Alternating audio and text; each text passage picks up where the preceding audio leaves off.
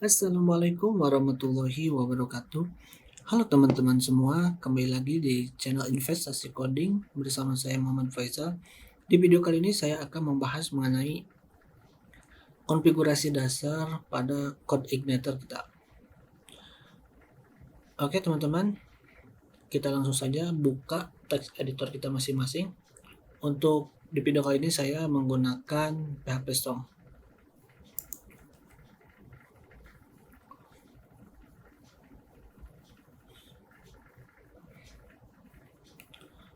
Oke teman-teman, silakan buka project yang telah kita download sebelumnya.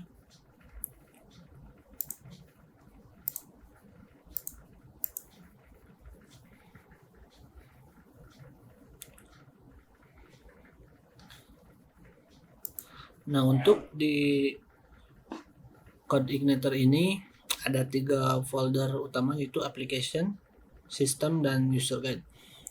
Kita akan lebih banyak menggunakan di folder application. Nah, untuk melakukan konfigurasi, kita buka folder application, kemudian config. Nah, di dalam folder config ini ada beberapa file untuk konfigurasi. Namun yang akan kita bahas hanya autoload, config, database, dan roots. Untuk autoload ini adalah sebuah file yang digunakan untuk meload secara otomatis fungsi-fungsi ketika aplikasi kita dijalankan. Maka autoload ini akan meload secara otomatis fungsi-fungsi dan library apapun yang diset oleh kita secara otomatis. Nah, di sini kita bisa mengisi ada untuk meload sebuah package, library.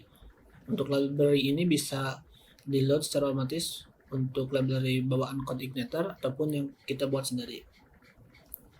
Kemudian ada driver, helper, dan juga config, language, serta model. Nah, nanti pun model bisa di load secara otomatis.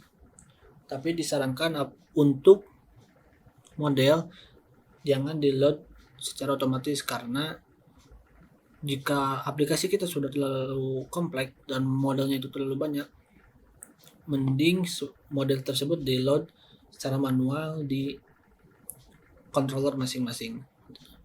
Karena untuk autoloaded PHP ini direkomendasikan untuk meload secara otomatis file-file yang kecil-kecil saja. Seperti itu teman-teman. Oke, yang kedua yaitu adalah config.php. Untuk config.php ini adalah konfigurasi standar yang sudah disediakan oleh CodeIgniter.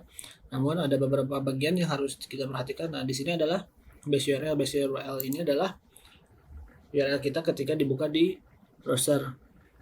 Nama project kita contohnya yaitu, kalau saya di sini adalah http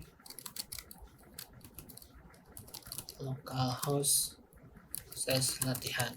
Nah, seperti itu teman-teman. Apabila sudah di hosting, disimpan di server, maka bisa diisi oleh nama domain kita. Seperti itu. Selanjutnya yaitu adalah database.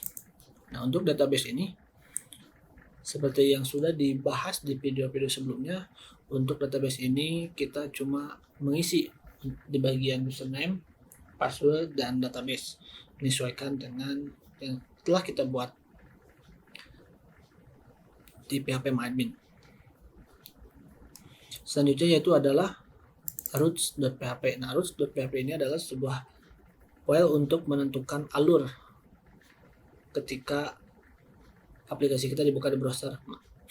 Maka controller mana yang akan diset secara default ketika nanti dibuka. Contohnya di sini adalah controller welcome. Maka apabila nama project kita dibuka di browser, controller pertama yang akan dieksekusi adalah controller welcome ini yang berada di welcome.php. Nah, di sini controller ini mempunyai sebuah function yang akan memanggil view yang bernama welcome underscore message yang berada di folder views. Nah, ini adalah kode HTML-nya, dan ketika dibuka di browser akan tampil seperti ini. Nah, ini adalah alur dari salah satu MVC yang telah kita bahas di video sebelumnya. Alur MVC ketika user membuka aplikasi kita pertama kali dan tidak membutuhkan data ke database. Seperti itu, teman-teman. Jadi untuk routes.php ini adalah sebuah file yang mengatur alur controller mana yang akan dieksekusi pertama kali, yang dijadikan sebagai controller default untuk dibuka di browser pertama kali dijalankan. Seperti itu, teman-teman.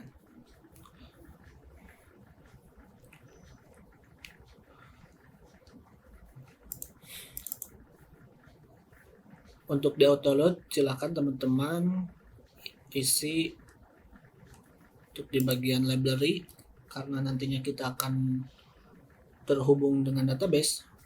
Silakan teman-teman isi dengan library bawaan dari CodeIgniter, yaitu namanya adalah database.